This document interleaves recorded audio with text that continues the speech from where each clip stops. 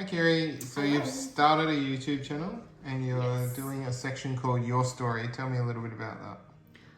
Well, a little bit, all right. So on YouTube there is this channel called 73 Questions, and I kind of thought, well, that's a cool idea, but maybe I'll do something called 20 Questions, where I just interview once a month different people and find out their story. Like, because before I was into birdwatching, I was into lots of other things, but just I find people fascinating and their stories and who they are and how they came to become who they are and how they got into birdwatching or whatever they're into. So yeah, I just wanted to do a segment on that, basically.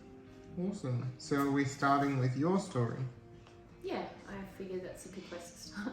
Might as well get the ball rolling.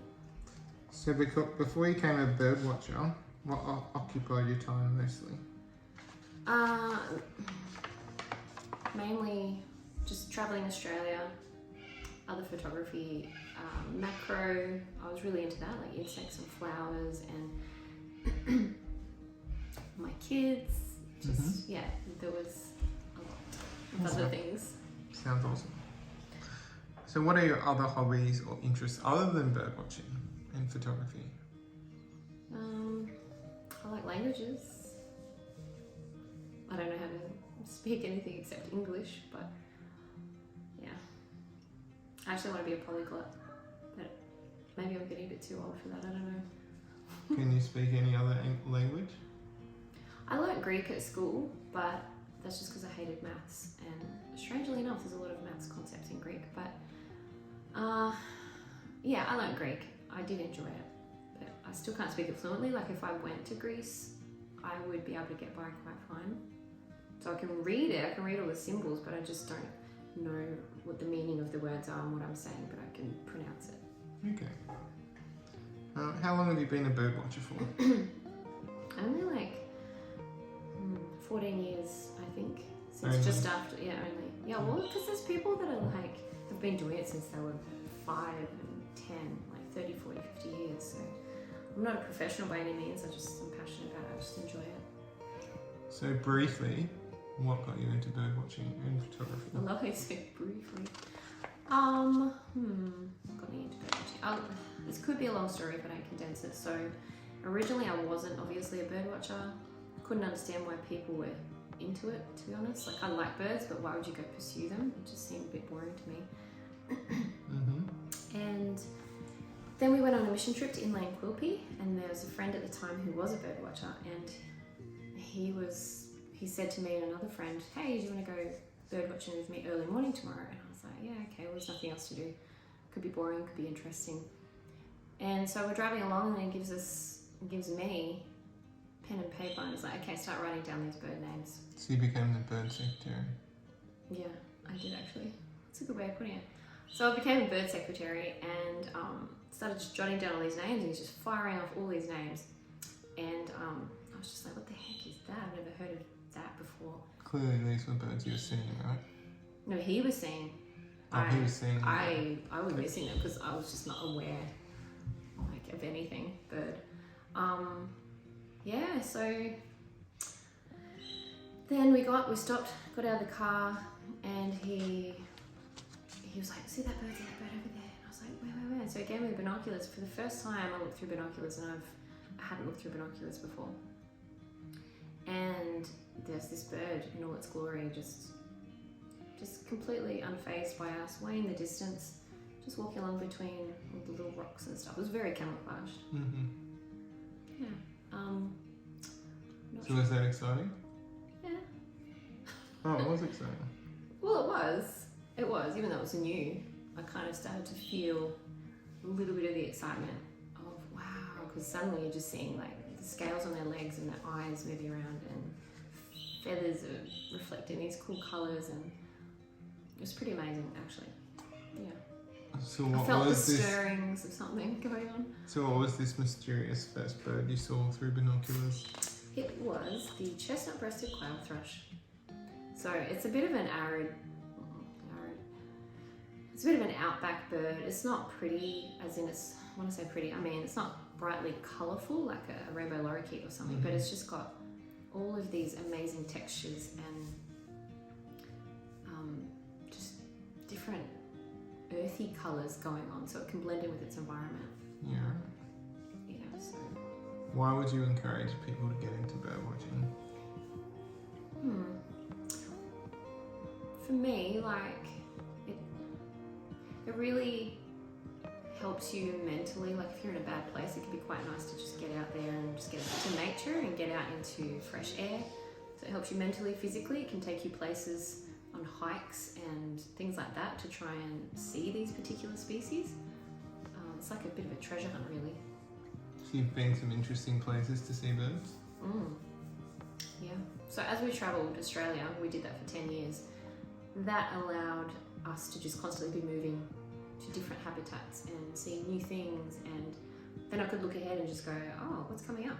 And then, yeah, there would be all these different species I've never seen before, so... Well, that must have been exciting. Yes. So what's your top 5 favourite If you're only a bird bird species? watcher, you would know how exciting it is. But anyway. If only, right? Top 5 bird species. Top 5.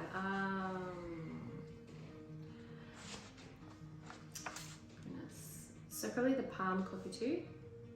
I saw that. I had a pretty cool experience with them once up in Cape York. The babbler family, blue-winged kookaburra, the willy wagtail. That's like number 1 actually, which would surprise a lot of people. But I'm missing a family that I really like of birds.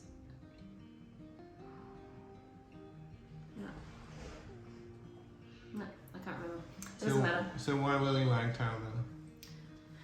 Well, willy wagtail because I've just got to go back in my mind. So it probably started when my son was really young and he went too close to a nest and we didn't realise there was a nest there. And this willy wagtail just came out and just like pecked him at the back of the head and drew blood, and like it was just fearless. It just did not care who was near it. Like I've seen peregrine falcon up on a cliff in WA and it just was smashing against this peregrine falcon, which is the fastest bird in the skies, by the way.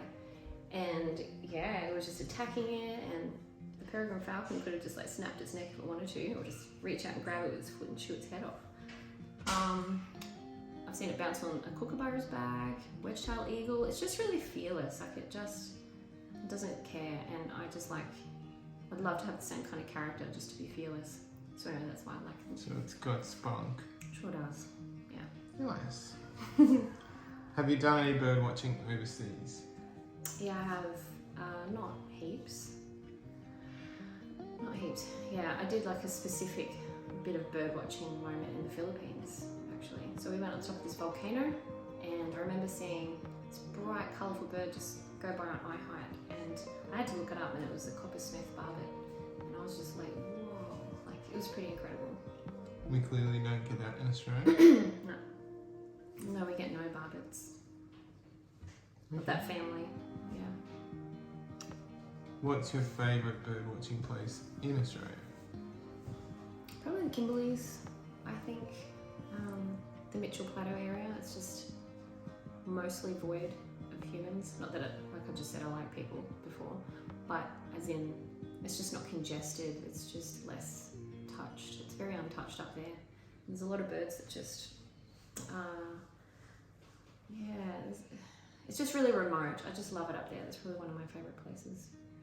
Okay. Oh, actually WA, like Shane's Beach, Cape York, there's other places. Kirkalocka Station, which is in WA, like that's another favourite of mine. You can always get some pretty amazing species there. And honeyeaters. So that's some extreme places. Real outback places, probably. Okay. Is this channel only about birding, or will you feature birds from other countries, or is it just an Australian thing? I think predominantly it's going to be Australian, but every now and then, as hopefully things open up, we will be able to go travelling places and see some other stuff that isn't Australian. And it won't just be birds, like there would be wildlife as well, and just different landscapes, but yeah. Okay. So if you had to pick another place around the world, where would you go bird watching? Costa Rica. Why Costa Rica? I think it's just got like a high biodiversity, I think, of birds and creatures and the climate, and it just draws me. Like, hang on, I won't say that. I'm probably getting the wrong species. I've got harpy eagle in my head, but I don't know if that's Costa Rica, but I really want to see that. Okay. Any other places? Oh, probably like all the islands in Australia, like Norfolk and Christmas Island, Cocos Keeling Islands in WA, Abrolhos Islands, Galapagos, Madagascar, India. Oh, there was one I watched last night. Russia. I would love to see shorebirds in their breeding plumage in the Arctic tundra. Like, that would be amazing. Wow, you have a lot of places to go. Yeah. So on a more personal note, are you studying at the moment? I'm studying ornithology. I was studying veterinary nursing, but I had a realization that birds really are my passion, and just conservation and stuff like that. I just want to work with that. Even though I would have made a really great vet nurse, I might as well just put more effort into the passion that I actually want to do. So, Okay. not waste time. Right. On a different topic, what are your 3 favourite movies of all Oh, time? that's random. That's totally not birds. Let's get off the topic for a second. I mean, not everyone that's watching is a bird watcher. Okay, 3 favourite movies. Probably Get Smart, the newer version from probably 10 or so years ago, not the old 60s version. Get Smart, Back to the Future trilogy, Hitch. So probably just comedies, Okay. stuff like that. There's the odd sort of serious one I don't mind, but yeah. What are some other things that are important to you in your life? God first and foremost, my kids, my husband, friends, family. It sounds all cliche, but it really is. Yeah, just also being a voice to a degree, which I'm hoping this channel will one day be, for all the wildlife and the birds and different things that just can't speak for themselves. Just conservation, just education, making people more aware of what's happening on the planet, what's going on. And it's not like a political platform or anything, it's just an educational, hopefully, and as I'm putting that out there, that content, hopefully I'm educated more too, and I'm learning something about people's life stories and the world around me. Sounds amazing. So, last question. Yes. Would you recommend that other people become bird watchers? 100%. Why? Yes. Why?